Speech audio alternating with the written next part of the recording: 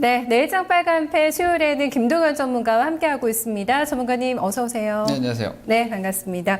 오늘 대형주가 좀 같습니다. 경기 민감주들이 많이 좀 움직였거든요. 네. 일시적이라고 보세요. 이거 어떻게 좀 해석해야 될까요? 저는 계속해서 말씀드렸지만 지금 네. 시장이 좀 싸다. 그리고 나쁜 것들이 좀 해소되고 있는 상황이고 이런 것들이 해소되면은 경제 지표들은 살아나고 있기 때문에 우상향 쪽으로 보자라는 관점이 있기 때문에 뭐 일시적이라고 보지는 않습니다. 아직도 싼 주식들이 많이 있기 때문에 시장은 충분한 아직까지 에너지를 좀 가지고 있다 이렇게 보고 있습니다. 네, 알겠습니다. 계속해서 뭐 긍정적인 연말 장세에 대해서 좀 얘기를 해주고 있는데요. 내일장 대비 전략을 함께 세워보겠습니다. 먼저 세 가지 체크 포인트 같이 확인하시죠.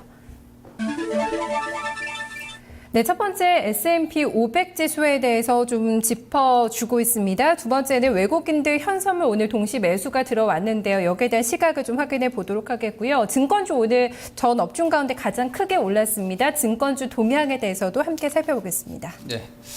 일단 S&P 500 지수 같은 경우는 뭐 제가 계속 말씀드린 내용들을 좀 연결해서 생각을 하시면 되는데 지금 시장은 뭐 사실 제가 볼 때는 이제 유럽 문제는 이제 거의 다 지나간 것 같습니다. 한 2년 정도 시장을 괴롭히던 유럽 문제는 이제는 뭐 딱히 재료로서의 가치가 좀 없어지지 않았나 이제는 좀 그렇게 보이기 때문에 이제 관건은 미국 재정절벽 문제만 이제 지나가주면 됩니다. 그러한 문제가 근데 재밌는 부분은 요즘 들어서 내성이 좀 심하게 생겨 있는 것 같아요. 근데 재정절벽 문제는 어쨌거나 해결이 되지 않느냐라는 쪽인 것 같습니다. 금요일 날 경제 지표가 고용 지표가 나오고 그 ISM 제조업 지수는 별로 안 좋았죠. 그렇게 되면 다음 주에 있을 FOMC에서 추가적인 부양책에 대한 기대감이 좀 높아지게 됩니다. 네. 그렇기 때문에 이번 주는 좀 안전한 시장이 아닌가라고 저는 보고 있고요. 오히려 다음 주에 좀 변동성에 대한 예측을 해볼 수 있기 때문에 뭐 이번 주는 중립 이상으로 예상을 해요. 그러한 부분들이 미국 쪽에서 일단 먼저 보여질 텐데 S&P 500 지수 같은 경우에는 일단은 그런 고용지표 발표나 다음 주에 FOMC를 앞두고 좀 미국 시장은 어느 정도 행보를 해주고 있지만 수치상으로 봤을 때 1425포인트 정도의 라인, 제가 그림을 잠깐 한번 준비를 해봤는데 S&P 500 지수의 주봉이랑 일봉을 제가 두 그림을 준비를 해봤는데 위쪽 보시면 주봉인데 뭐 미국은 사실 지금 상승 추세 중입니다. 이 자리가 넘어가게 되면은 이 상승 추세의 연장을 충분히 예상해 볼 수 있는 위치이고 일봉상으로도 우리가 소위 얘기하는 헤드앤숄더 형태의 고점 우려감을 크게 완화시킬 수 있기 때문에 이 정도의 위치를 회복해 준다라면은 우리 시장의 투자자들이 혹시라도 이러다가 미국 시장이 너무 높은 데서 떨어지지 않는가라는 불안감도 크게 상쇄될 수 있기 때문에 투자 심리는 점차적으로 계속 안정화 쪽으로 가지 않을까 이렇게 예상되는 자리입니다. 그래서 미국의 S&P가 1425포인트가 넘어선다라면 좀 더 적극적인 마인드를 유지하셔도 되겠다. 이렇게 기준을 좀 잡으시길 좀 권해드리겠습니다. 네, S&P 500이 1425포인트까지 고점이 나온다면은 코스피 어디까지 움직일 거라고 보세요? 뭐 현재 S&P 500 지수 기준으로 그 위치가 한 1.5% 정도밖에 되지 않기 때문에 네. 한 1660대 70대 정도로 수치로는 볼 수 있지만 중요한 거는 지금 현재 시황은 지수 포인트를 가지고 볼 시장은 일단 아닌 것 같습니다. 네. 그러니까 시장이 눌릴 때 다시 받을 수 있느냐 혹은 위로 가더라도 매도를 해야 되느냐 아니면 그대로 가지고 있어야 되느냐의 싸움인데 한 2년 정도의 박스이기 때문에 아직도 박스권을 대응을 해야 되느냐 아니면은 이후에 이 추세가 점진적으로 상승으로 바뀌어서 2000포인트 혹은 그 이상을 보러 갈 수 있는 시장이냐에 대한 판단이 더 중요하기 때문에 네. 지금은 단기적으로 뭐 몇 포인트를 보기보다도 제가 말씀드리고 있는 이 S&P 500의 1425포인트에 대한 의미 자체가 네. 이것이 넘어간다면 우리 시장도 글로벌 시장과 함께 상승 쪽으로 전개가 가능하다. 라는 관점으로 좀 해석하시면 될 것 같습니다. 네, 돌파 가능성 많이 있다고 보세요? 예, 저는 좀 꽤 있다고 보고 있습니다. 네, 알겠습니다. 이번에는 수급적인 부분에 대해서 좀 얘기를 해보겠습니다. 외국인들이 오늘 상당히 적극적인 움직임을 나타냈습니다. 어떻게 이걸 봐야 될까요? 예, 외국인들 제가 이전에도 말씀드렸지만은 그 외국인들 US 달러 인덱스를 잠깐 한번 보겠습니다. 제가 이전에부터 계속 말씀드린 대로 미국 달러화와 우리나라 시장의 외국인들 동향은 거의 뭐 일치한다라고 계속 말씀드리는데 이것은 글로벌 유동성 흐름이라고 보시면 됩니다. 그 달러가 약해지게 되면은 비달러화 자산의 대표적인 주자인 이머징 마켓 시장인 한국 쪽으로 돈이 몰려들게 돼요. 이러한 흐름이 최근에 보면 US 달러 인덱스가 한 2년 정도 보면은 좀 강세를 보였습니다. 인덱스 기준 한 73에서 84 정도까지 10% 이상 달러가 올라갔던 상황인데 이 이유는 일단 유로화가 빠졌기 때문이죠. 유럽 문제에 대한 우려감을 가지고 유로화가 빠졌기 때문에 달러가 상승을 한 건데 이 흐름이 지난 9월 달에 일단 데드 크로스가 나왔습니다. 큰 그림상 51선과 201선의 데드 크로스가 나오면서 달러가 다시 약세 쪽으로 좀 기우는 현상이 보였다라고 말씀드렸고, 이것이 80 이하로 확실하게 고착이 돼버린다면은 좀 더 달러 약세가 가속을 붙일 수가 있습니다. 그렇다는 것은 외국인들의 매수가 더 강해진다는 얘기이기 때문에 이 부분이 최근에 또 다음 그림을 한번 보시면은 외국인들의 선물과 현물 동향을 좀 제가 그림으로 준비를 해봤는데, 왼쪽에 보면 외국인들의 선물을 24,000계약까지 매도를 했다가 크게 수익을 보지 못하고 환매를 했어요. 지금 이번에 11월 달에 그러한 플레이를 했는데, 이게 외국인들의 이 그 달러 동향과 다르지 않은 것 같습니다. 그리고 이러한 흐름들에서 외국인들이 그 선물 쪽에서 걷어들인 환매수 자금이 금액으로 보면 대충 한 3조 가까이 됩니다. 그러면은 저점 대비한 매수 폭은 상당한 수준이고, 현물도 지금 보시면은 사실상 7월달 이후부터 외국인들은 상당한 수준의 매수를 하고 있는 상황인데, 9월, 10월 들어서 조금 매도를 했습니다. 그런데 11월 말, 이번 12월 초 들어서 지금 보시다시피 외국인들이 단기적으로 2개월 동안 매도하던 흐름이 지금 바뀌어 있습니다. 네. 순매수 쪽으로.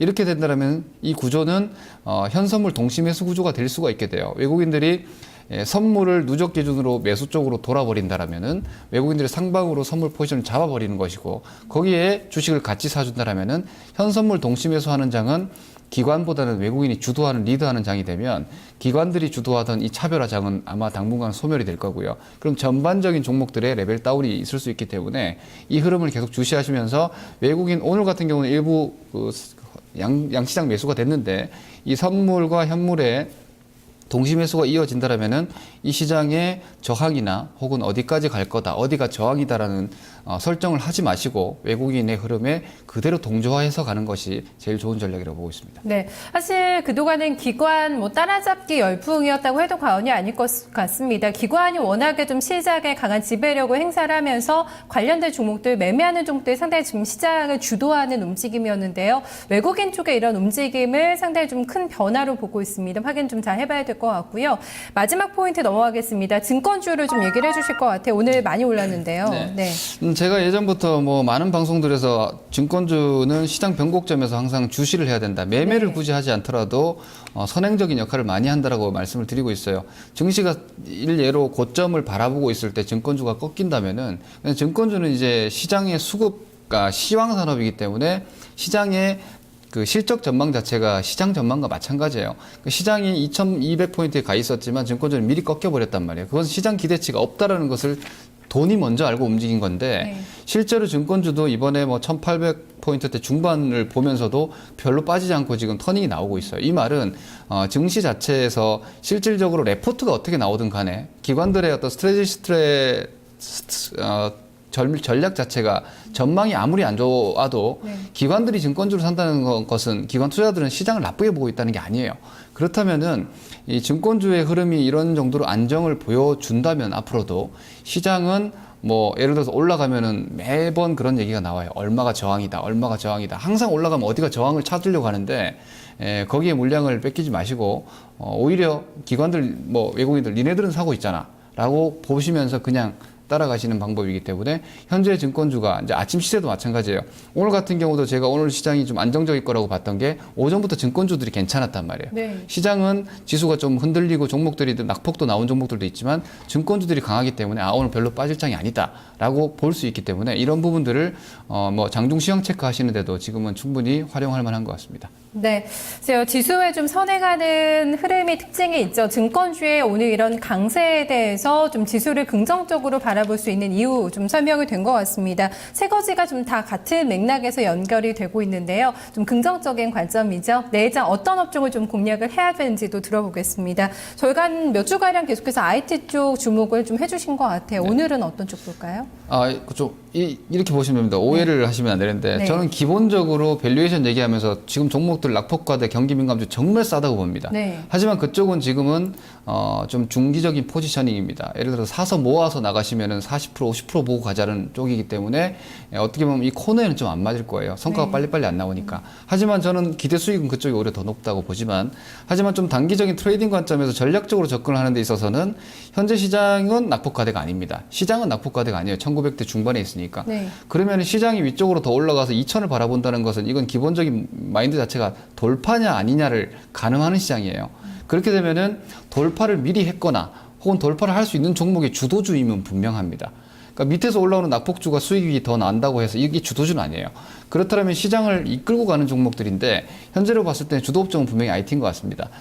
그렇기 때문에 여전히 좀 IT 업종군들에 대해서는 현재 위치에서 좀 매수 공략이 여전히 가능하다. 하지만 오로지 이쪽을 가져가시기보다는 낙폭주에 대한 메리트도 충분히 있기 때문에 포트를 좀 같이 구성을 하신다는 관점에서는 네. 경기 민감 낙폭 과대주들에 대한 중장기적인 보유 관점과 저점 매수도 여전히 지금도 저는 유지될 수 있다고 보고 있습니다. 네, 저희 뭐 오해 안 할 수 있도록 정확하게 짚어주셨어요. 저번에 낙폭과대주를 조금씩 매수를 하고 있는데 아직 완성은 안 했다. 좀 보면서 완성을 해 나가겠다고 얘기를 해주셨는데 조금 더 진척이 되고 있나요? 낙폭과대주 공략은요?